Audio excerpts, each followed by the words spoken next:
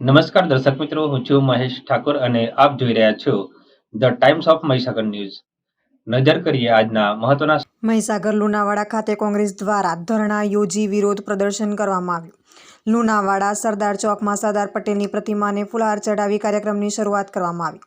સંસદ ગૃહમાં 146 સંસદોને સસ્પેન્ડ કરવા ના મુદ્દે દેશભરમાં ઠેર ઠેર વિપક્ષ દ્વારા વિરોધ પ્રદર્શન કરવામાં આવ્યું. સંસદના બંને ગૃહમાંથી 146 સંસદોને સસ્પેન્ડ કરતા વિપક્ષ આવ્યું વારે.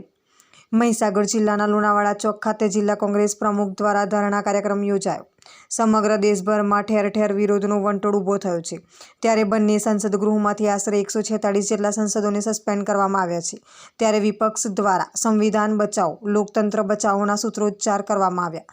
જેમાં 122 વિધાનસભાના ધારાસભ્ય ગુલાબસિંહજી, પૂર્વ ધારાસભ્ય GM ડામોર, પંચમહાલ પૂર્વ પ્રમુખ PM પટેલ તેમજ પૂર્વ જિલ્લા પ્રમુખ HN પટેલ, તાલુકા કોંગ્રેસ સમિતિ પ્રમુખ પ્રતાપસિંહ PN ચૌહાણ, PK ડામોર, બાબુભાઈ પંચાલ તેમજ SC સેલના LK વણકર તેમજ શહેર પ્રમુખ દીપેશ પ્રજાપતિ, પૂર્વ મહિલા પ્રમુખ લતાબેન મચાર તેમજ કોંગ્રેસ પક્ષના સનિષ્ઠ કાર્યકરો તેમજ હોદ્દેદારો સહિતના વિરોધ પ્રદર્શન કાર્યક્રમમાં ઉપસ્થિત રહ્યા. આપના વિસ્તારના પડે પડના સમાચાર જોવા માટે અમારી channel the times of Mahisagar ન્યૂઝને લાઇક, શેર અને સબસ્ક્રાઇબ કરો.